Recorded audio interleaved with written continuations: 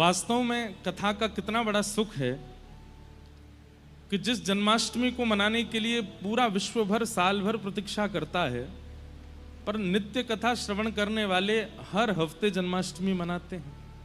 हर हफ्ते उनकी कथा में ठाकुर जी का प्रादुर्भाव होता है। वैसे तो देखिए, हर दिन ठाकुर जी का प्रादुर्भाव होना चाहिए। क्यों? क्योंकि ठाकुर जी आनंद स्वरूप हैं। कौन है?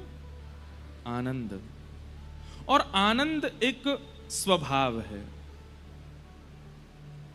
जिसके चित्त में वो स्वभाव प्रकट हो जाए, समझ जाओ कृष्ण ही प्रकट हुए हैं उसके चित्त में।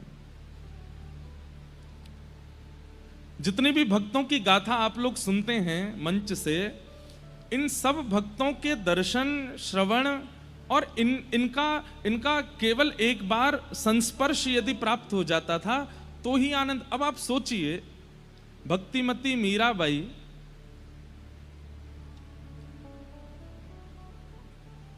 सौ 150 200 शायद 300 वर्ष से भी अधिक हो गया मीराबाई के धराधाम पर आगमन को, लेकिन आज भी उनका चरित्र कितना आनंदित करता है। तो सोचो, जब वे स्वयं रही होंगी तो उनका दर्शन कितना सुख देता होगा। मैं एक बात बताया करता हूं कि मीराबाई का जब ब्याह हुआ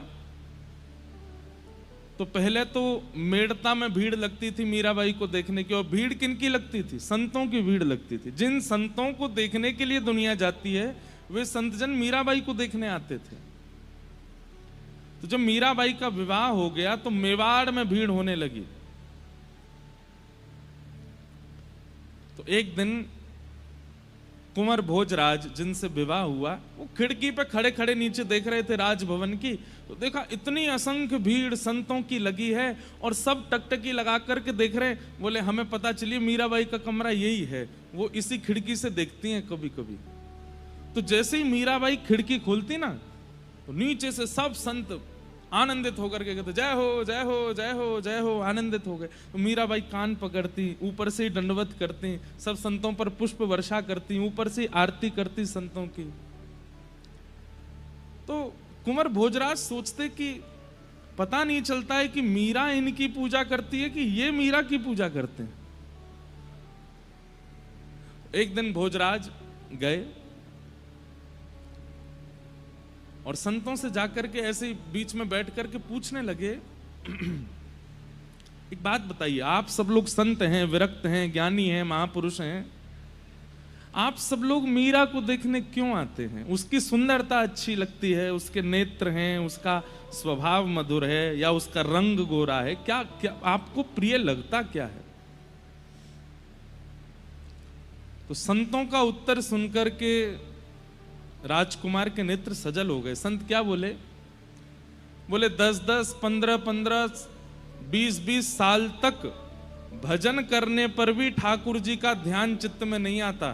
वो ठाकुर जी का ध्यान केवल मीराबाई को एक बार देखने मात्र से आ जाता है। 20-20 साल तक साधना करने पर भी जो ठाकुर जी का स्मरण चित्त में नहीं आता। हम मीराबाई को देख करके जैसे ही नेत्र बंद करते हैं तो नेत्रों के आगे ठाकुर जी ऐसे खड़े हो जाते हैं कि फिर हमको कहना पड़ता है कि ठाकुर जी अब चले जाओ, हमको और भी काम है। ये मीराबाई का स्वरूप है।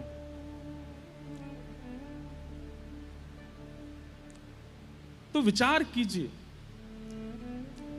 उन संतों के, उन महापुरुषों के दर्शन कैसे रहे होंगे जिनका हम श्रवण सुन करके आनंदित हो जाते हैं, पवित्र हो जाते हैं। क्योंकि उनके चित्त में आनंद है, वो आनंद श्री कृष्ण हैं। एक बात मेरी बहुत ध्यान से सुनिएगा, केवल प्रवचन से आपके चित्त में कृष्ण प्रकट हो रहे हैं, केवल बातें सुनाने से ही ठाकुर जी का अनुभव हो रहा है, तो इसमें मेरी कमी है। आपके भजन, आपके साधन, आपके नाम स्मरण से केवल आपका उद्धार हो रहा है, तो यह आपकी कमी है। आप जिस सभा में जाओ, जिस व्यक्ति के सामने जाओ, जिस क्षेत्र में जाओ, आपकी उपस्थिति से भी थोड़ा औरा बदलना चाहिए उस जगह का, तब समझो कि भजन अब प्रस्फुटित हो रहा है। भक्त प्रहलाद, उनकी भक्ति का रंग धीरे धीरे चढ़ने लगा था राक्षसों पर, दैत्यों पर। एकमात्र हिरण्यकश्यप थे, उनके ऊपर प्रभाव नहीं पड़ रहा था। बाकी तो हिरण्यकश्यप जिन राक्षसों को कहता था कि मार दो, उनके चित्त में भी भक्ति जागृत होती थी प्रहलाद जी के प्रति। हमारे पूज्य नाना जी पंडित श्री कृष्णलाल शास्त्री जी बहुत अच्छे भागवत के वक्ता थे। बड़ी सरल सरल भाषा में अर्थ बताते थे। तो मुझसे एक दिन बोले लाला, प्रहलाद जी की भक्ति, प्रहलाद जी के संकीर्तन में सब आके कीर्तन करने लगे, सबके चित्त में भक्ति प्रकट होने लगी, लेकिन हिरण्यकश्यप पर उसका कोई प्रभाव नहीं पड़ा। मैंने कहा हाँ नाना जी, क्यों नहीं पड़ा? और मैं नाना जी बोलते बड़ी सहज भाषा में, बोले भैया स्विच ते करंट निकले तो जितने बल्ब ठीक होंगे वो जल जाएंगे, जो फ्यूज होगा वहां में कितनों करंट डालो वो जलेगा ही ना। समझ में आई बात? अगर बल्ब फ्यूज है, कितना भी करंट दे दो उसको, वो जलेगा नहीं? जल सकता। करंट आने पर बल्ब जल रहा है, इसका मतलब वो भीतर से फ्यूज नहीं है। ऐसे ही प्रहलाद जी जब कीर्तन करते तो राक्षस भी कीर्तन करने लगता है, लेकिन हिरण्यकश्यप नहीं करता था। क्यों? फ्यूज था। तो मैंने कहा नाना जी फ्यूज क्या है? बोले वैष्णव अपराध, भक्त अपराध जो कर देता है वो फ्यूज हो जाता है। फिर उसको कितना भी सत्संग सुनाओ, उसको कितनी भी कथा सुनाओ, उसको कितने भी संतों के दर्शन कराओ, उसका बल्ब जलता ही नहीं है। क्यों? फ्यूज पड़ा है। इसलिए किसी चिकित्सक कौन है? गुरुदेव के पास जाकर के उसको अपने फ्यूज ठीक करवाने चाहिए, तभी करंट असर डालेगा। और इसमें दूसरी बात क्या है? आप नाम जप करते हैं, आप उर्दपुंड लगाते हैं, आप कथा सुनते हैं, लेकिन आप जब अन्य सभा में जाते हैं तो आपकी उपस्थिति से सामने वाले पर भक्ति का कोई प्रभाव नहीं होता, तो इसका मतलब आपके करंट में कमी है।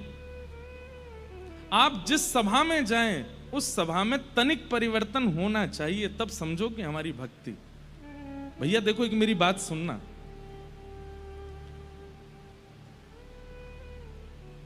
जैसे कोई व्यक्ति बहुत अच्छा भोजन बनाना जानता है, वो अगर आपके सामने आता है तो कई बार भोजन को देखे बिना ही मुंह में पानी आ जाता है। उस व्यक्ति को देख, अरे भैया आप चाट बल्ला बहुत अच्छा बनाते हो, आपको देखते ही मुंह में पानी आ गया, कुछ बना दीजिए। उसकी कितनी योग्यता कि उसकी उपस्थिति से भल्ला याद आ जाता है। ऐसे ही अत्यंत धनवान व्यक्ति को देखते हैं तो उससे कुछ धन की याचना करने की इच्छा प्रकट हो जाती है। तो फिर भक्त को देख करके सामने वाले के चित्त में भक्ति क्यों नहीं उत्पन्न होती? इसका मतलब क्या है कि उसमें ही अभी भक्ति का बीज इतना श्रेष्ठ रोपण हुआ नहीं है। नहीं तो वो जहां जाए, जहां उपस्थित हो जाए, जहां खड़ा हो जाए, जिस सभा में पहुंच जाए, उसके रूप मात्र से, उसकी स्थिति मात्र से सब में भक्ति का संचार होने लगे। मीराबाई सुंदर, इतनी सुंदर थी कि उनके सामने बड़ी बड़ी राजकुमारियां भी अपने मुख को ढक लेती थीं। सुंदरता की खान मीराबाई। लेकिन उनकी सुंदरता देख करके किसी के चित्त में काम प्रकट नहीं होता था, बल्कि जिसके चित्त में काम है नष्ट और हो जाता था। ऐसी सुंदरता। और ये सब कब होता है? आपकी उपस्थिति, आपका रूप, आपका बोलने का ढंग, आपका व्यवहार, आपके विचार सामने वाले में परिवर्तन लाएंगे। कब? जब हृदय में आनंद श्री कृष्ण प्रकट होंगे। सुबह उठते ही सबसे पहले अपने बिस्तर पर ही बैठ करके नेत्र बंद करो।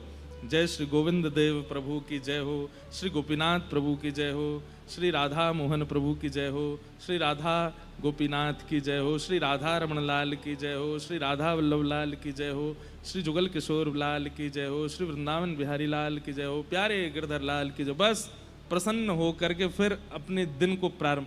आ गए आनंद श्री कृष्ण चित्त में। उठते ही आनंदित होकर के उठिए, स्नान करने भी आनंद होके जाइए, तैयार भी आनंद हो। भले ही घर में कुछ भी उथल पुथल चल रही, आप आनंद में ही रहो। 2-4 दिन आपको प्रयास करना है, 5वें दिन से अपने आप नियम बन जाएगा। अरे कहां तक कहें, नित्य सप्तनिधियों का स्मरण करके आप उठना प्रारंभ करेंगे ना, तो 10, 15, 20 एक महीने में ऐसा होगा सप्तनिधि ही आकर के उठाएंगे स्वप्न में, अरे उठ जा वो रह गई है। कभी गोपीनाथ जी उठा रहे हैं, कभी राधा रमण जी कहेंगे लाला उठ जा। आनंद घन श्री कृष्ण को चित्त में प्रकट करना ही जन्माष्टमी है, जन्मोत्सव है ठाकुर जी का। इसलिए बाकी सारे नियम बाद में, बाकी सारे क्रम बाद में, सबसे पहले ठाकुर जी को चित्त में विराजमान करो, उठते ही फिर अपने क्रम में जाइए।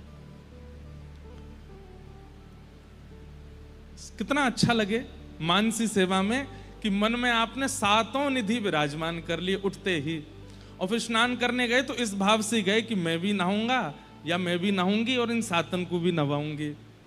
वो भी स्नान कर रहे हैं, तो स्नान करते समय भावना क्या है कि हाथ में शंख है, और हाँ गोपीनाथ जी स्नान कर रहे हैं, राधा रमण जी स्नान कर रहे हैं, राधा वल्लभ जी स्नान कर रहे हैं। उसके बाद जब स्वयं वस्त्र पहने तो थोड़ी देर नेत्र बंद करके भावना रख ली कि मेरे चित्त में बैठे आनंद घन सप्तनिधि भी वस्त्र धारण कर रहे हैं। राधा रमण जी ने लाल पोशाक पहनी है, गोविंद देव जी ने पीली पोशाक पहनी है, बिहारी जी तो आज मुकुट पहनने हैं, श्वेत बिहारी जी तो लहंगा पहने, किशोरी जी की प्रसादी पहनते हैं। हमारे बिहारी जी किशोरी जी की प्रसादी पहनते हैं, इसलिए लहंगा में ही रहे। मैं साल में केवल एक दिन ठाकुर जी पजामा पहनते हैं, जामा पहनते हैं। कब? या तो कृष्ण जन्माष्टमी पर पहनते हैं या फिर अक्षय नवमी, अक्षय नवमी की अक्षय तृतीया, अक्षय तृतीया, हाँ अक्षय तृतीया को पहनते हैं। उस दिन चरण दर्शन होते हैं उनके, बाकी दिन तो चरण दुबके ही रहे। तो ऐसे भावना कर लो, जब स्वयं के श्री धारण करो, स्वयं का तिलक धारण करो, तो मानसी में ये भी धारण कर लो। श्री राधा रमण जी का गौड़िया तिलक धारण करा दिया, बिहारी जी को हरिवंशी हरिदासी तिलक धारण करा दिया, श्री राधा वल्लभ लाल जी की पत्रावली कर दी है, गोविंद देव जी की पत्रावली कर दी है। ऐसे भाव कर लो, आ गए आनंद घन श्री कृष्ण चित्त में। फिर डोलवे जा रहे हो, अपने काम पे जा रहे हो, तो भावना ये रख लो कि बाल भोग पा करके सातों निधि भी गैया चरावे जा रहे हैं, ये भी अपने ग्वाल बालन के संग डोल रहे हैं। फिर मध्याह्न दोपहर का लंच करो, भोजन राजभोग करो, उस समय फिर ध्यान कर लो कि वे सब भी वन में बैठे हैं, मधुमंगल श्री दामा घेर करके बैठे हैं और बीच में बैठ के ठाकुर जी प्रेम से भोग कर रहे हैं। शाम को घर लौट के आओ तो उस समय भावना कर लो कि ठाकुर जी भी गैया हाँकते भये अपने कंधा पे लाठी धर के दोनों हाथ पधरा करके लौट के आ रहे हैं घर पे। कितना सुंदर भाव बन जाए ऐसी स्थिति। अब जब सोने जाओ तो फिर वहां पे भी ये भाव रख लो, नैनों में नींद भर आई लालन के, नैनों में नींद भर आई। पहले ये पद गा करके हृदय में विराजमान ठाकुर जी को पढ़ा दो और फिर स्वयं भी पढ़ जाओ। कितना सुंदर हो। इससे बढ़िया मानसी सेवा और क्या हो सकती है। और आप ऐसे विराजमान करने लगे ठाकुर जी को चित्त में और अपनी क्रिया में उनकी क्रिया समझने लगे, आपके चित्त में आनंद घन प्रकट हो जाएंगे। और वही जन्माष्टमी जो साल में एक बार होती है वो हर दिन होने लगेगी। फिर बिना क्रीम के ही ग्लो करेगा ये चेहरा, बिना किसी भी क्या बोलते हैं उसको प्रकार के व्यंजन करने से, बहुविधान करने से आकर्षण आ जाएगा चेहरे में। आपकी इच्छा नहीं होगी कि ग्लो आवे, आकर्षण आवे, लोग अपने आप आकर्षित होंगे। और आकर्षित भी काम से नहीं, क्रोध से नहीं, लोभ से नहीं, भक्ति से होंगे। इसलिए केवल दीक्षा लेना, केवल शरणागति लेना, केवल माला हाथ में अपने कल्याण के लिए नहीं है। ये चित्त में ठाकुर जी को धारण कर करके स्वयं भी प्रसन्न रहिए और जिन जिन से भी मिलो उनको भी वो आपसे कहने लग जाएं कि आपको देख करके बड़ी पॉजिटिव वाइब्स आती है, हमको आपको देख के बड़ी सकारात्मकता अनुभव होती है। बस समझ जाओ कि हाँ मैं नहीं दिख रहा हूं इनको, लाल जी दिख रहे हैं भीतर बैठे हुए, वही आकर्षण कर रहे हैं। ये सब भावना आचार्य चरणों की रही है, ये सब भावना पूर्व भक्तों की रही है। इसलिए उनकी हर दिन जन्माष्टमी थी, लेकिन हमारी एक ही होती है साल में, और कथा सुनने वालों की हफ्ता में एक होती है। पर हर दिन कृष्ण को प्रकट करो चित्त में, हर दिन निकलिए, हर दिन जन्माष्टमी की तरह उत्साह में रहिए। आप लोग जब हम कोई पद गाते हैं इतना नाचते हैं, इतना आनंद लेते हैं, जैसा आनंद यहां हो रहा है वैसा आनंद पूरे जीवन में हो जाए, तब मानिए कि अब भक्ति के पथ पर हैं हम। ये भक्ति का पथ है। हम तो कह रहे हैं यहां से घर भी कूदते कूदते ही जाया करो। जय राधे राधे ऐसे ही जाया करो कूदते कूदते, बस में, रिक्शा में, मेट्रो में। मेट्रो वाले कहेंगे भाई कहाँ के वृंदावन के बंदर आ गए दिल्ली में। एक बात और, सिगरेट पीने वाले को खुले में पीने में शर्म नहीं आती। मद्यपान करने वाले, भक्ष खाने वालों को खुले में सब करने में शर्म नहीं आती। और अब तो हमारी महान दिल्ली में प्रियतमों को खुले में मिलने में बिल्कुल भी लज्जा नहीं होती। तिलक लगाने में इतनी लज्जा क्यों? ये वैष्णवों को लज्जा क्यों आती है वैष्णवता धारण करने में? जो ये सब व्यसनी क्रम करते हैं उनको बिल्कुल भय नहीं लगता कि लोग हमको टोकेंगे, फिर वैष्णवों को भय क्यों लग जाता है? अभी एक भैया, अभी यहां नामकरण कर रहे थे सबका, तो एक भैया नहीं आए तिलक लगा के, तो पंडित जी टोके, आपने तिलक नहीं लगाया, दीक्षा हो गई। ऑफिस से आया अभी, तो क्यों ऑफिस में क्यों नहीं लगा के गए? ज्यादा ही टोका टाकी होती है, आपको उससे पीड़ा होती है।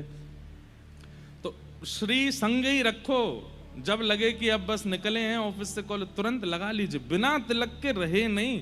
ये तिलक नहीं है, ये स्वयं श्री जी हैं, स्वयं किशोरी जी हैं। अब आप किशोरी जी को चित्त में तो बुलाना चाहते हैं, किशोरी जी की आराधना तो करना चाहते हैं, पर उनको धारण करने में आपको लज्जा। ये तिलक स्वरूप मान करके धारण मत कीजिए इसको। ये स्वयं किशोरी जी हैं, इनको श्री कहा जाता है। हमारे गौड़िया वैष्णव धारण करते हैं, वो तुलसी धारण करते हैं ठाकुर जी के चरणों के साथ। अब भगवान के चरण धारण करने में लज्जा,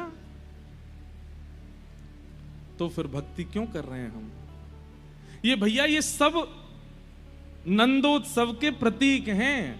तिलक धारण करना, हृदय में मानसी में श्री ठाकुर जी की सेवा करना, नित्य भगवान नाम में रमित रहना, जीवन की कैसी भी परिस्थिति आ जाए आप प्रसन्न ही हो ऐसे रहना, ये सब नंदोत्सव के प्रतीक हैं। ऐसे रहिए।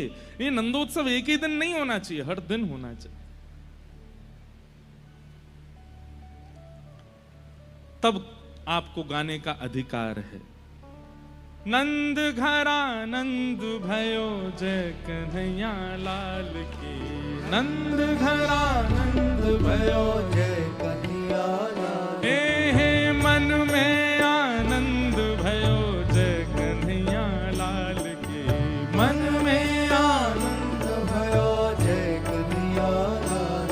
ओ जय कन्हैया लाल की, जय कन्हैया लाल की, जय कन्हैया लाल की, जय कन्हैया लाल की, जय कन्हैया लाल की, जय यशोदा लाल की, जय कन्हैया लाल की, जय यशोदा लाल की।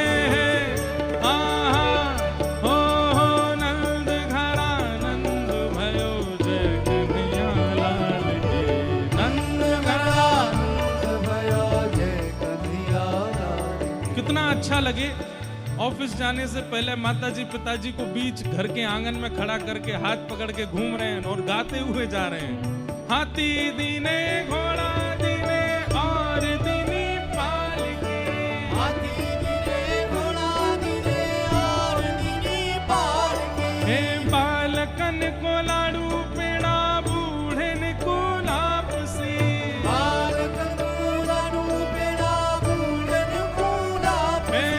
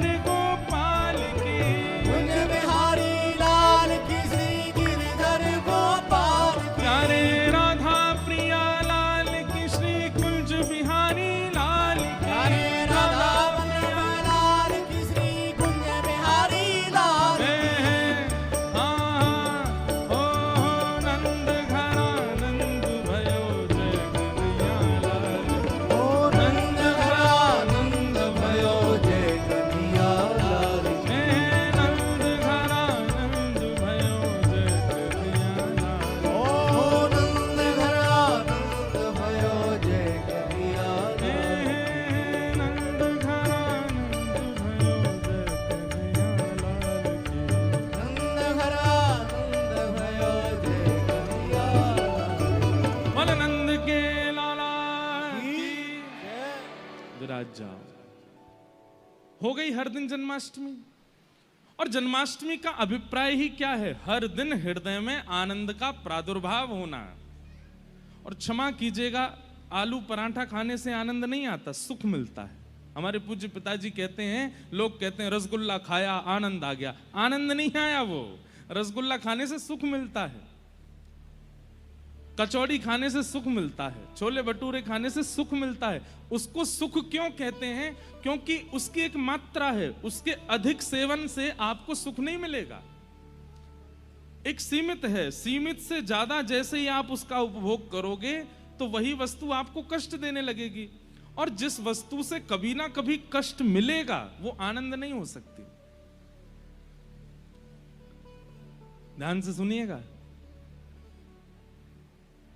जिस वस्तु से कभी ना कभी कष्ट मिल सकता है वो आनंद नहीं हो सकती।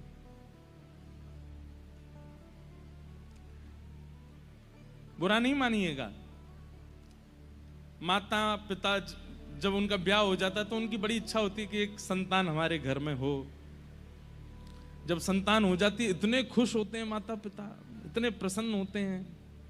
श्री जी की कृपा से हमारे घर लाला भयो, लाली भाई जो भी, धीरे धीरे वो बड़ा होने लगता है। जैसे ही घुटनों पर चलने लगता है, जैसे उसके 2 दांत निकल जाते हैं, हाथ पांव निकलने लगते हैं, फिर वो निकल के भागता है। और फिर तोड़ फोड़ मचा, पूरे घर पे ड्राइंग बना दी, कहीं डायनासोर बने हैं, कहीं नाग बने हैं, कहीं कुछ भूत बने हैं। कई बालक तो इतने निपुण होते हैं कि इतने भयानक भूत तो पिक्चर वाले नहीं बनाते जितने वो बना देते हैं। और कई बालक वो कथा में आते हैं, वो मुझे और बना के लाते हैं। एक दो तो ऐसे आते हैं कि मैं खुद को देख, जब मैं बहुत कभी थक जाता हूं। हम निराश नहीं होते, हम हताश नहीं होते, हम थकते हैं क्योंकि इतना भागते हैं दिन भर। जब बिल्कुल ऐसे होता है कि अब क्या करें, बहुत थक गए, तो अपने वो चित्र देखता हूँ, वाह कितने बढ़िया लग रहे हैं। तो जब बालक इतने उद्यमी हो जाते हैं ना, कभी कभी वो माताएं पिता सिर पकड़ लेते हैं, भाई इससे बढ़िया तो बिना इसके ही थे, काय को आ गया जीवन में। ठीक है थोड़ी देर के लिए बोलते तो हैं, कम से कम संसार में कोई भी वस्तु अधिक समय तक सुख नहीं दे सकती। किसी भी वस्तु का अति भोग जैसे ही आप करोगे, अति भोग, अति सेवन, वो कष्ट देगा। लेकिन ठाकुर जी की संबंधी भी किसी भी वस्तु का भी अति सेवन कष्ट नहीं दे सकता। कई लोग मुझे लिख के देते हैं, महाराज जी आप कथा में ये मत बोला कीजिए कि 4 दिन हो गए कथा को, क्योंकि हमें फिर पता चलता है 3 दिन रह गए, वो इतने कष्टदायी लगता है कि अब 3 ही दिन रह गए। अब पीड़ा की प्रकार, कईयों को नहीं हो रहा होगा, कईयों को कोई फर्क नहीं पड़ रहा है, ठीक है यार बोलते रहते हैं, हम तो केवल आमंत्रण पे आए, हमारे परिवार वालों ने बुलाया तो आ गए, हमको क्या, तुम आज जाओ कल चले जाओ। पर कईयों की स्थिति, और हम बता दें कि परसों कथा पूरी होनी है और उसके बाद 2 साल तो दिल्ली में कथा नहीं है। कितनी पीड़ादायी लगती है ये बात, आपको भी लगती है, हमें भी लगती है कि इतने वैष्णव, जबकि हमारी तो कथा है ही है सब जगह, पर लगता है, हृदय में चुभता है। हमारे गिरधर लाल जी का उत्सव होता है, हर साल होता है, लेकिन उत्सव का विश्राम दिवस, जबकि इतने थके होते हैं 7 दिन के, लेकिन विश्राम दिवस पर लगता अब 1 साल बाद उत्सव होगा।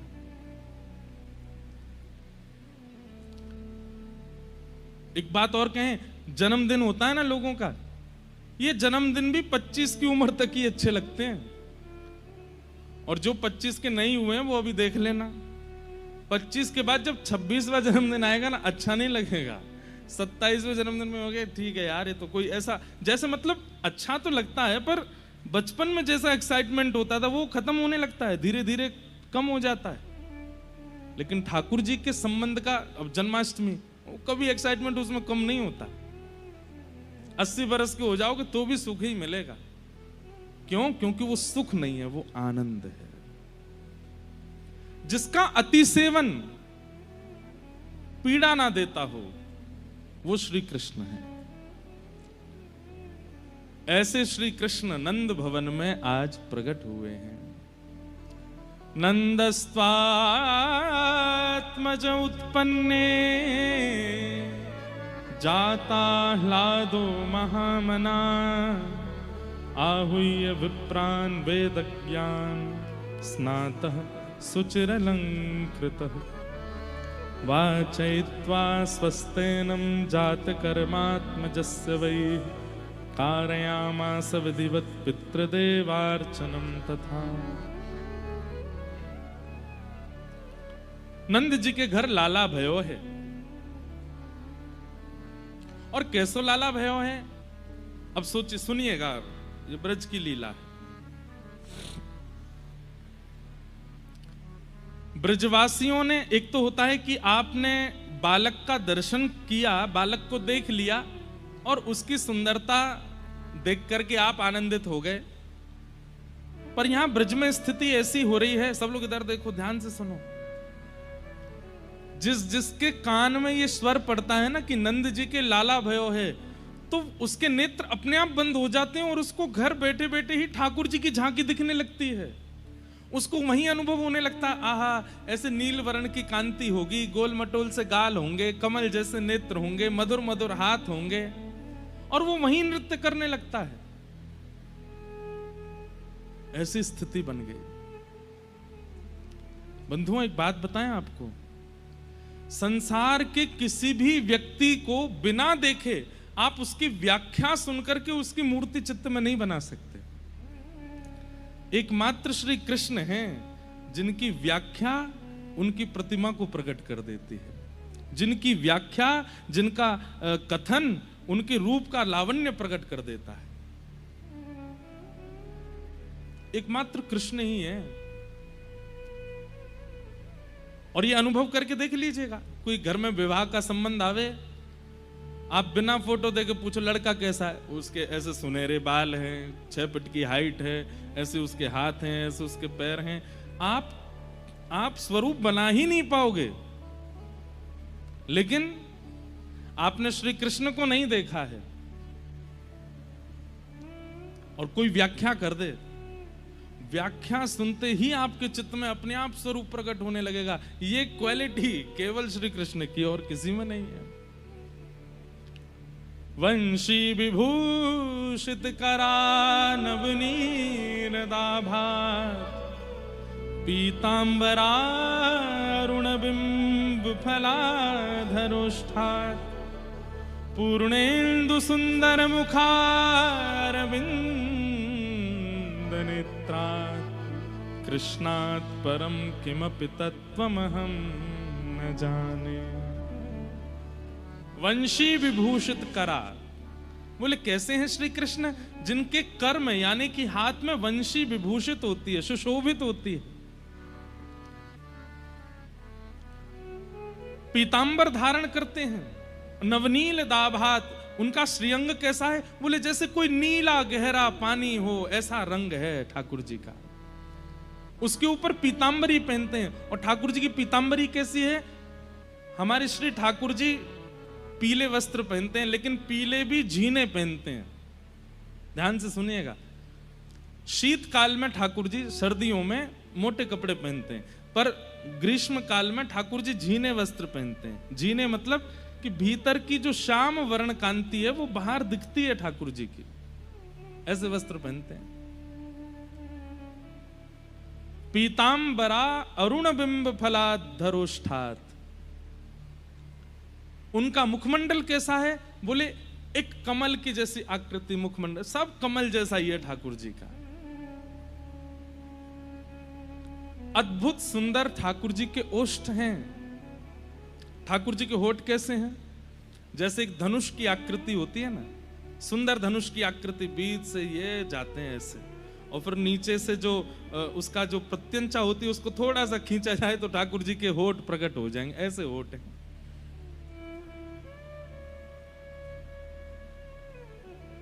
पूर्णेन्दु सुंदर मुखा, जैसे कोई पूर्णिमा का चंद्रमा दिखता है, ऐसे ठाकुर जी का मुखमंडल आकर्षित करता है अपनी ओर। अरविंद नेत्रात्, ठाकुर जी के जो नेत्र का अंतिम छोड़ है वो बहुत लंबे तक जाता है। कई लोगों में भी आपको देखने का मिलेगा कि उनके नेत्रों का जो अंतिम छोड़ है वो थोड़ा पीछे तक जाता है। आप लोग मत करना, नहीं तो पड़ोसियों की तरह लगोगे। वो वाला ये पीछे नहीं। एक और होता है कि मोटे नेत्र हैं पर ये अंतिम छोड़ काफी बड़ा पीछे तक जाता है। ऐसे नेत्र ठाकुर जी के ही हैं। इसलिए ठाकुर जी की जो ये काली माँ है ना बीच की, ये जब ऐसे तिरछे देखते हैं हम यहीं तक देख सकते हैं, पर ठाकुर जी यहां तक भी देख लेते हैं। वो ऐसे घूम जाती है। उसी को तो कहते कटाक्ष नेत्र। जादू भरी तेरी आंखें जिधर गई, नैनों की कटारी वारी वारी छुई मुई छतियां से तर गई। ऐसे ठाकुर जी के नेत्र हैं। कहां तक वर्णन करें, अभी तो जन्म भयो लाला को। जन्म लेता बालक, बुरा नहीं मानिएगा, इतना ज्यादा सुंदर नहीं लगता। ऐसा लगता है चूहा का सा बालक, छोटा सा। उसकी मुखाकृति कैसे, छोटे से हाथ होते हैं, छोटा सा मुख होता है। अभी कोई पूछे किस पे गया है, लोग बाग बोलते हैं, घर के लोगों के तो बड़े अद्भुत आनंद होते हैं। अरे ये तो मुंह पे गया, फूफा जी आएंगे दूर के, कभी आए ही नहीं घर पे, ये तो मेरे जैसा लग रहा है। मामा कहेंगे नहीं नहीं मामा पे गया है, सब पे गया है वो बालक, किसी के जैसा नहीं होता वो। लेकिन जन्मजात बालक इतना आकर्षक होता है, ठीक है, उसके प्रति ममत्व बोलता है।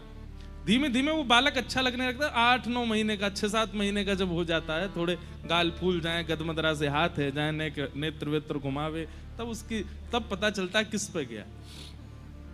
पर ठाकुर जी जन्म लेते ही इतने आकर्षक लग रहे हैं। वर्णन आता है कि यशोदा मैया ने कितने दिनों तक तो ठाकुर जी को ऐसे ही रखा, बस स्वयं देखती हैं और फिर ढक लेती हैं, फिर स्वयं देखती हैं फिर ढक ले, जैसे कोई बहुत महंगा रत्न, कोई अत्यंत लोभमयी माता उसको छुपा करके रखती है, किसी की दृष्टि पड़ ना जाए इस पर। ऐसी स्थिति यशोदा मैया की है।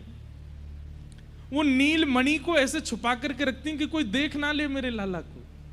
अरे कहां तक है, नंद बाबा को भी दिन भर में 4 बार हाथ जोड़ने पड़े, नेक तो दिखाई दे यशोदा, तो यशोदा मैया यूं दिखाती हैं फिर रख लेती हैं, ऐसे हृदय से लगा के घूमते, मेरो नीलमणि, मेरो नीलमणि है। अरे ये तो मेरो नीलमणि है। गोपियां आती हैं, अत्यंत समीप की सखियां आती हैं, मैया हमें तो दिखाओ, तो मैया नीचे से वस्त्र हटा देती, लो चरण ही देख लो। और चरण ही इतने सुंदर हैं ठाकुर जी के, वो चरणों में ही निहाल हो जाती हैं। चरण इतने सुंदर हैं तो मुखमंडल कैसे होए को लाला को। अद्भुत है। मैं वर्णन करता रहूंगा और आप सुनते रहेंगे, ना आप कुछ पाओगे ना मैं कुछ दे पाऊंगा। यही तो श्री कृष्ण है।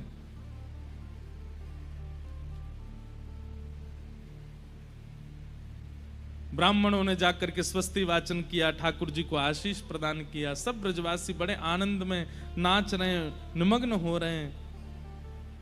6 महीने तक नंदोत्सव ऐसे चलता रहा जैसे रात भर ही चला हो। 6 महीने ऐसे व्यतीत हो गए जैसे एक रात्रि निकल के गई हो। यह स्वभाव है संसार का कि यहां कष्ट के क्षण बहुत लंबे लगते हैं और आनंद के क्षण चुटकी के समान लगते हैं, जल्दी जल्दी निकल जाते हैं। लेकिन फिर भी हम जितना भी आनंद अनुभव करते हो, घर में ब्याह हो रहा है, 4 दिन का फंक्शन चल रहा है, तो 4 दिन जैसे ही पूरे होते हैं ना, तो फिर सब लोग बात करते हैं, ऐसा लगा कि अभी तो शुरू हुआ था, अभी पूरा हो गया। लेकिन यहां 6 महीने निकल गए। इतना लंबा समय किसी हम लोगों को अनुभव नहीं होता। 6 महीने बाद ग्वाल बाल आपस में चर्चा करते हुए कह रहे हैं, भैया रात भर है गई नाचते नाचते ना, देख तो ले नंद को लाला कैसो है। तब कोई आके बोलो रात भर ना नाचे, 6 महीना निकल गए। बोले 6 महीना निकल गए।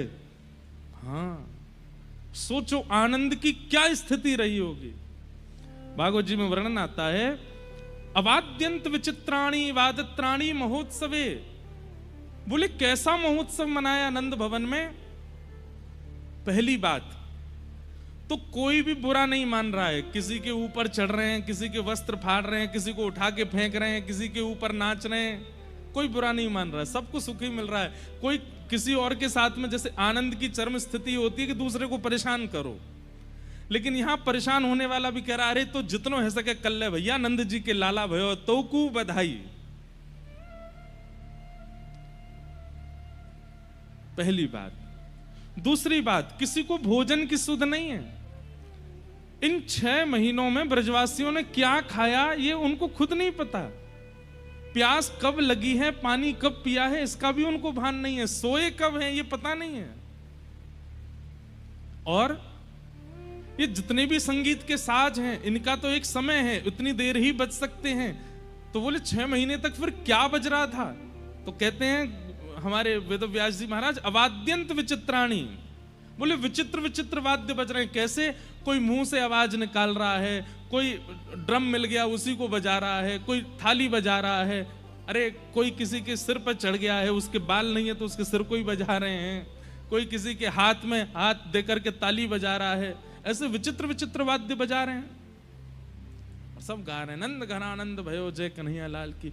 दही की कीच भई है और वह दही के बीच में कमर कमर तक दही फैलो है, और वह दही के बीच में श्री नंद बाबा को खड़े करके और अपने अपने पटकान से पटका बांध करके नंद बाबा को बीच में पकड़ के, एक तरफ ब्रजवासी खड़े गए, दूसरी तरफ ब्रजवासी खड़े गए, और बीच में नंद बाबा को ही मानो जैसे मंदिराचल पर्वत बना करके घर्षण कर रहे हैं। और नंद बाबा के मुख से जब बधाई हो शब्द निकलता है तो मानो जैसे मंदिराचल पर्वत को देवता घर्षण कर रहे हैं और उसके भीतर से अमृत प्रकट हो रहा हो, ऐसे आनंद प्रकट हो रहे हैं। देवी देवता आकाश मार्ग से आ रहे हैं ठाकुर जी का दर्शन करने के लिए। इतने में ही वृषभानु जी आ गए। और वृषभानु जी कैसे आए? अनेक ब्रजवासियों को लेकर के आए, सबके सिर पर बड़े बड़े थाल हैं और उन थालों में सामग्रियां रखी हुई हैं। वृषभानु जी और नंद बाबा जब अपने युवा काल में जमुना जी में स्नान करते थे तो हाथ पकड़ के डुबकी लगाते और मनोकामना मांगते, हमारी गैया स्वस्थ है जाएं, हमारी गैयान को सब मंगल है जाए, ब्रजवासी सब मंगल में है जाएं, हे यमुना मैया आप सदा यूं ही ब्रज में बहती रहो। ऐसे सबके कल्याण की कामना मांगते और मांगते मांगते भानु बाबा कहते, ए नंद बाबा, अगर तुम्हारे लाला भयो और मेरे लाली भई, या मेरे लाला भयो तुम्हारी लाली भई, तो हम दोनों को ब्याह कर देंगे, हम दोनों समधी बनेंगे। और ये कह के दोनों डुबकी लगाते। आज जब नंद बाबा के लाला भयो, तो ब्रज में 2 पक्ष हैं। एक पक्ष तो है कि लाली 1 साल पहले भई है, पर एक पक्ष है कि लाली 1 साल बाद भई है। कई जगह बधाइयां आती हैं, उन बधाइयों में ऐसा वर्णन आता है कि यशोदा मैया लाला को लेके आई हैं किशोरी जी के जन्म होने पे, तो उससे ये बात सिद्ध होती है कि ठाकुर जी पहले आए हैं। पर कई पक्षों में ऐसा वर्णन आता है कि किशोरी जी का पहले। अब हमको क्या, हम दोनों में राजी हैं, चाहे श्री जी पहले आई हो चाहे श्री जी, अच्छा श्री जी बाद में भी आई हो तो भी हमारे माई श्यामा जू को। कहीं अगर ये पक्ष है कि 1 साल पहले किशोरी जी जन्मी इसलिए उनका राज चलता है, ऐसा नहीं है। वो 10 साल बाद भी जन्मी होती तो भी चलती श्री जी की, ठाकुर जी की ना चलेगी, चलेगी हमारी किशोरी जी की। तो कहते हैं कि वृषभानु बाबा की अभी लाली भई नहीं है, और भानु बाबा खूब सारी बधाई लेकर के आए। नंद बाबा बोले, अरे भैया, अरे मेरे मित्र परम सखा आए हैं, भानु बाबा आप बधाई लेके आए हो। भानु बाबा बोले, बधाई बधाई ना लेके आयो मैं तो। बोले, टीको करवे आया हूं लाला को, सगाई पक्की करवे आया हूं। जन्म लेते ही ठाकुर जी की सगाई हो गई। नंद बाबा के नेत्र सजल गए, अरे बाबा आप तो, लेकिन थोड़े मन में संकोच में आ गए। क्यों? बोले, भानु बाबा की लाली तो भई नहीं है अभी तक, और ये टीको लेके आ गए। वृषभानु जी तो बड़े आनंद में सब सामग्री पधराते जा रहे हैं। ये हमारे जमाई के काजे ये लेके आए हैं, जमाई के काजे, छोटे से जमाई हैं, अभी पाम भी ना उठे उनके। छोटे से जमाई की धोती आई है, बगलबंदी आई है, टोपा आयो है।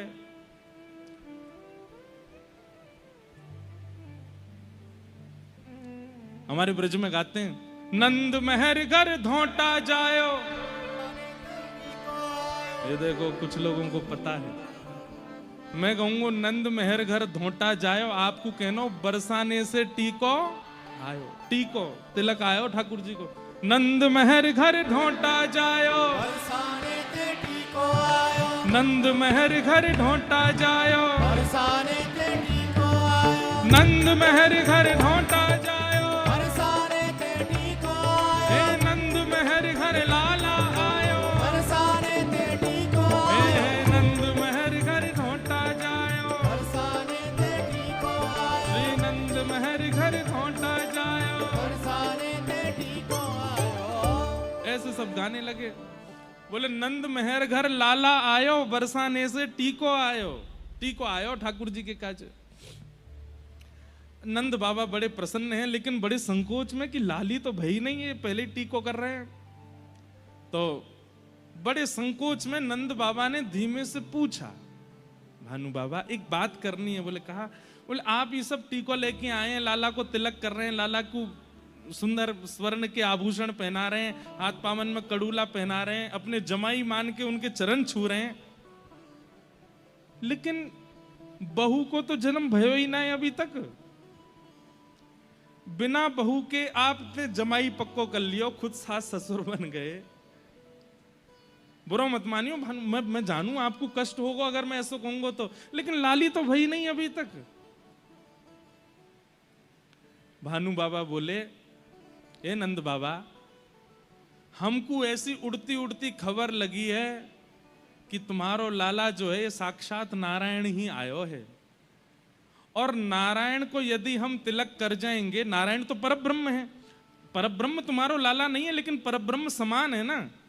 अगर हम परब्रह्म समान को तिलक कर जाएंगे, पहले ही सास ससुर की पदवी पर आ जाएंगे, तो फिर परब्रह्म को सोच करके अपनी बहू हमारे यहां भेजनी पड़ेगी। हमारे हम पहले ही तिलक कर रहे हैं। लाली ना है भाई, लेकिन टीको करके जाएंगे तो लाली को आनो पड़ेगा। और हम बताएं आपको एक बात, नंद बाबू बोले कहा, बोले आपके यहाँ लाला है वे ते हमारे बरसाने में इतना आनंद है क्योंकि हम अब पक्को कर गए हैं कि हमारे यहाँ लाली ही आवेगी। क्योंकि ये तो निश्चित हो, लाली आपके यहाँ आती तो लाला हमारे यहाँ आतो, लेकिन लाला आपके यहाँ आए हो तो निश्चित है कि लाली हमारे यहाँ ही आवेगी। ये बड़ी अंतरंग चर्चाएं हैं हमारे ब्रज के भाव की। और फिर एक साल बाद जब किशोरी जी का प्रादुर्भाव हुआ तो यशोदा मैया गई और अपनी गोद में ऐसे लाला को किनारे पर दबाए के लेके गई हैं। ठाकुर जी अपने जन्म के समय टीके में जो वस्त्र आए थे वही पहन के गए, पीली बगलबंदी, पीली धोती, गले में बगनखा, कानन में कुंडल, बढ़िया सुंदर तिलक। लाला जैसे बाहर आए तो यूं लग रही 1 साल को दुल्हा जा रहा है, अभी अभी बहू को जन्म भयो है, मुंह दिखाई कहवे जा रही है। आहा, वहां किशोरी जी पलना में है, पूरे बरसाने में उत्सव है रो है। और जैसे ही नंद बाबा यशोदा मैया पहुंची, सब लाली को देख देख करके महाराज रतन लुटा रहे हैं। अच्छा एक बात और बताएं, बरसाने को उत्सव देख करके नंद और यशोदा आपस में चर्चा कर रहे हैं। बोले हमारे लाला को उत्सव 6 महीना तक चलते रहो। रास्ता में पहले तो चर्चा हेती आ रही कि हमारे जैसा उत्सव ना करेंगे वृषभानु जी, लेकिन जैसे ही बरसानो आने वारो है, दूर ते ही चंदन की सुगंधी आ रही है, केसर की सुगंधी आ रही है, इत्र की सुगंधी आ रही है। नंद बाबा कह रहे हैं अरे भैया इतनी सुंदर सुगंधी कहां से आ रही है? बोले कि बरसाने तैयार। अरे बरसाने तो अभी बहुत दूर है, तो सोच लो किलोमीटर दूर तक तो सुगंधी आ रही है, तो उत्सव कैसे है रोगो।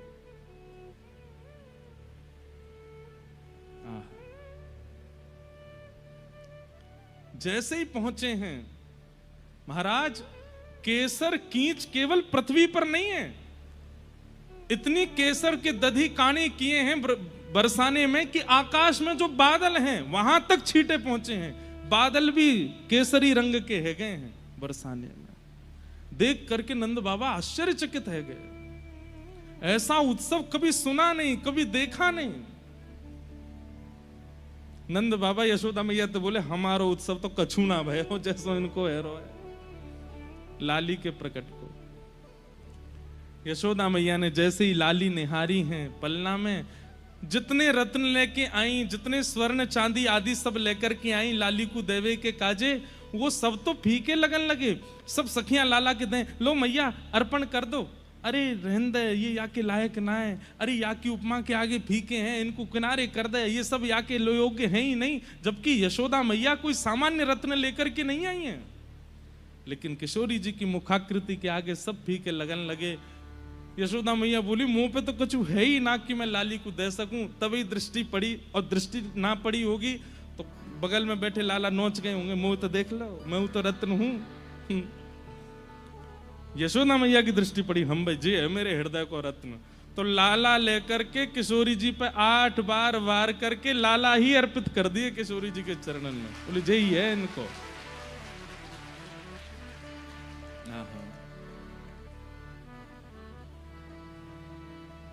अद्भुत है हमारे ब्रज का भाव।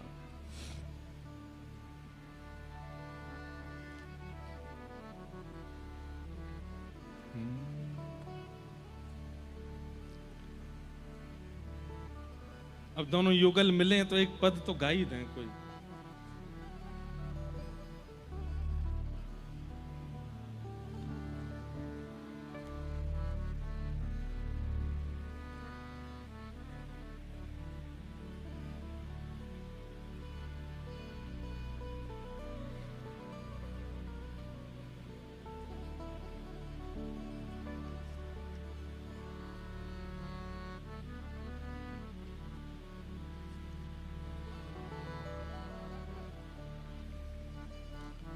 सब लोग गाओ, दोनों युगल पलना में झूल रहे हैं।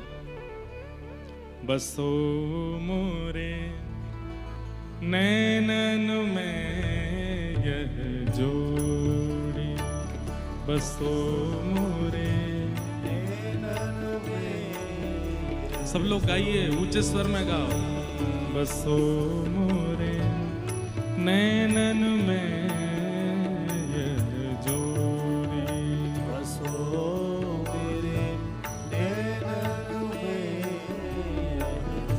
सुंदर श्याम कमल दल लोचन, सुंदर श्याम कमल दल लोचन, सुंदर श्याम कमल दल लोचन, सुंदर श्याम कमल दल लोचन।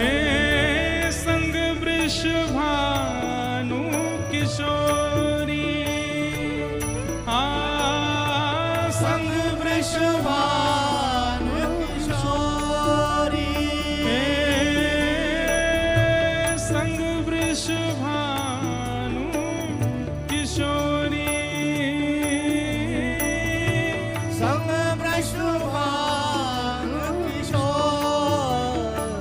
बसो मोरे नैनन में यह जोड़ी, बसो मेरे नैनन में,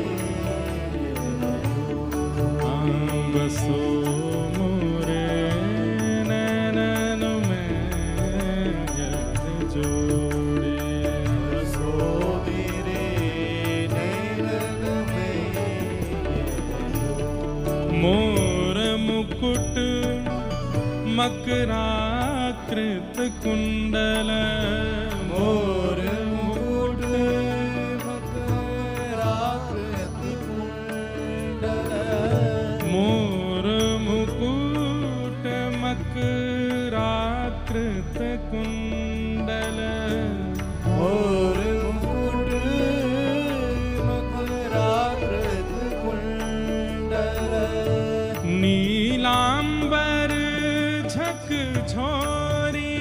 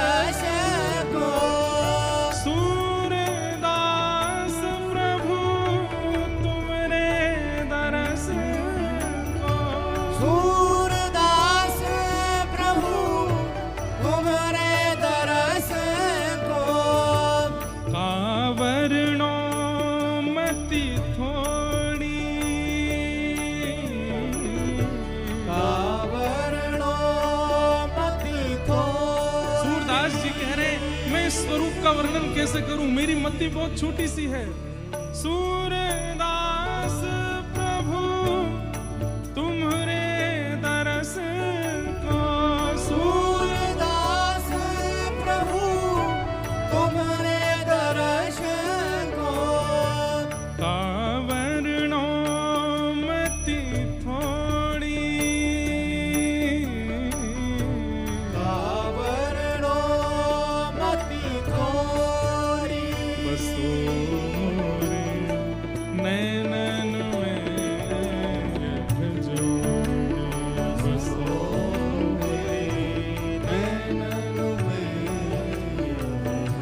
सुंदर श्याम कमल दल लोचन, सुंदर श्याम कमल दल लोचन, संग वृषभानु किशोरी, संग वृषभानु किशोरी, संग में राधा गोरी, संग में राधा गोरी, बसो मोरे नैनन में बसो मोरे हम बसो मोरे नैनन में जोड़ी, बसो मोरे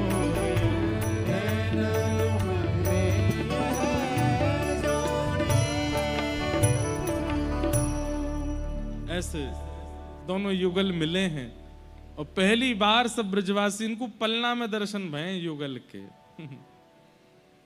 जिनके घर युगल उपासना है, कई बार ऐसा देखने को होता है कि जन्माष्टमी पर ठाकुर जी को पलना झुला देते हैं, किशोरी जी अकेली खड़ी हैं कुंज में। नहीं, आप युगल उपासक हैं तो दोनों उनको पलना झुलाओ, दोनों उनको अभिषेक करो, दोनों उनको संग झूला, राधाष्टमी पर भी और जन्माष्टमी पर भी। आपके यहाँ युगल विराज रहे हैं तो ये दोनों एकाकार रूप ही हैं। हमारे तो युगल एक है गए तो श्रीनाथ जी हैं, बाम अंग किशोरी जी हैं, दाएं अंग ठाकुर जी हैं, तो दोनों भाव से ठाकुर जी विराजते हैं। इस बार लाल जी का विवाह उत्सव है हमारे लाला को, जनवरी में हमारे लाला को ब्याह है रोए। तो हमने आचार्य चरणों से आज्ञा ली, श्री जी का स्वरूप पधराएं या चित्रपट की सब जैसी आज्ञा करें, या फिर वृंदावन में जैसे गादी जी विराजमान है ना श्री जी की, ऐसी गादी जी विराजमान करें। तो आचार्य चरणों ने कहा ये भेद दृष्टि मत लाइए, श्री गिरधर लाल जी का जो बाम अंग है वो श्री जी ही हैं, तो आप अलग से श्री जी क्यों विराजो, ये एक ही रूप है। और हमने कही फिर ब्याह कैसे होएगा, ये अकेलो दुल्हा डोलेगो पूरे मंडप में। तो उन्होंने इतनी सुंदर युक्ति बताई कि 15 को ठाकुर जी का 15 जनवरी को ब्याह है और 14 जनवरी को ठाकुर जी का जन्मोत्सव है। कितनी प्यारी युक्ति है, सुनिए। वैसे तो ये हमें बतानी नहीं थी, वहां करना ही था, लेकिन बता देते हैं। तो आचार्य चरणों ने आज्ञा की कि 14 तारीख को जो ठाकुर जी का जन्मोत्सव होता है उसमें हर वर्ष पलना में गिरधर लाल जी मुकुट और जामा आदि पहन करके विराजते हैं। इस बार की जो ठाकुर जी का जन्मोत्सव होगा उसमें श्री गिरधर लाल जी श्री जी के रूप में विराजें और चुनरी ओढ़ के। तो रहस्य समझे आप, 5 दिन का उत्सव है इस बार, 7 दिन का नहीं है। 11, 12, 13, 14, 15 को विवाह विदाई हो जाएगी। तो अर्थ ये लगाया आचार्य चरणों ने कि बहू रानी जो हैं उनका दर्शन 14 तारीख को ही होगा। बस 14 को लाल जी नहीं, बहू के ही दर्शन होंगे, श्री जी के ही दर्शन होंगे। और 15 को फिर बहू रानी तो घूंघट में है, फिर लाला दुल्हा ही दिखेगा। बस ये भाव है। तो 14 तारीख को पलना में इस बार गिरधर लाल जी श्री जी बन के विराजेंगे। हमारे लाल जी के बहुत सुंदर सुंदर चित्र हैं, श्री जी बनते हैं राधाष्टमी पे। और परंपरा भी है, नाथ द्वार में श्यामा सखी का श्रृंगार धारण करते हैं श्री श्रीनाथ जी, श्यामा सखी बन के जाते हैं। किशोरी जी के दर्शन करने के लिए। तो ऐसे भाव हैं। तो जिनके युगल विराज रहे हैं ना घर में, उनसे प्रार्थना है राधाष्टमी जन्माष्टमी पे ऐसे भेद ना करे करो कि लाला विराजमान कर दिए लाली नहीं करी, नहीं, दोनों युगल विराजो। और तब ये पद गाना सूरदास जी का, बसो मोरे नैनन में यह जोड़ी। ठाकुर जी प्रकट भये, 6 दिन के लाला जैसे भये पूतना आई। पूतना के आते ही सब पूतना की रूप माधुरी को देखने में व्यस्त हो। इतनी सुंदर थी पूतना, जिन ब्रजवासियों का उत्सव कोई नहीं तोड़ पाया, उन ब्रजवासियों की मन बुद्धि सबको पूतना ने अपनी ओर खींच लिया। आचार्य चरण कहते हैं कि पूतना कौन है? भक्ति में आने वाले जितने भी विविधान आपको अपनी ओर आकर्षित करते हैं वो सब पूतना है। आप नाम जप कर रहे हैं और नाम जप में बैठे और नाम जप करते करते कोई ऐसी स्थिति जो नाम जप से आपके ध्यान को भंग कर रही है, उस समय उस स्थिति को पूतना ही मानना चाहिए। वो स्थिति चाहे जितनी जरूरी हो, जितनी सुंदर हो, जितनी आकर्षक हो, आपको नाम नहीं छोड़ना है। यही पूतना उद्धार का उद्देश्य है। समझ में आ रही है बात? पूतना कौन है? कथा सुन रहे हैं और बड़े आनंद के साथ सुन रहे हैं, प्रसन्न मुद्रा में सुन रहे हैं, अचानक कोई बहुत जरूरी फोन आ गया और उस फोन को देख करके, एक होता है emergency call. Emergency call Putana नहीं है। इमरजेंसी तो भाई कोई घटना हो गई या कुछ हो गया तो जाना ही है। पर सामान्य सी कोई कॉल आई है जिसके कारण आप कथा छोड़ के जा रहे हैं, वो पूतना है। जो भी भगवत मिलन में बीच में बाधा रूप बना करके आती है वही पूतना है। सब ब्रजवासी गा रहे हैं, नंद घन आनंद भयो जय कन्हैया लाल की। इतने में ही पूतना आई तो ब्रजवासी नाचते नाचते एक बार देखते हैं उसकी ओर और देख करके देखते रहे, अरे सुन सुन सुन, या देख कितनी सुंदर, अरे या के नेत्रन को देखियो, अब नेत्र छोड़ तो या की चाल तो देखियो, अरे या के वस्त्र। केवल पुरुष ही नहीं, गोपियां, ब्रज की जितनी गोपियां थी वे भी पूतना को देख करके आनंदित हो रही। अरे देखियो री कितनी सुंदर, हमने तो ऐसी देखी ना, जन कहां ते आ गई है। एक गोपी बोली, मैं तो आगे बगलते ही आई हूं, ऐसी सुगंधी आ रही है वहां में थे जैसे जाने कोई अप्सराई आई हो स्वर्ग लोक ते। सब आकर्षित हो गए। अब सबका कीर्तन छूट गया, सबका उत्सव छूट गया, सब केवल पूतना को देख रहे हैं, सब उसके ऊपर मोहित हो रहे हैं।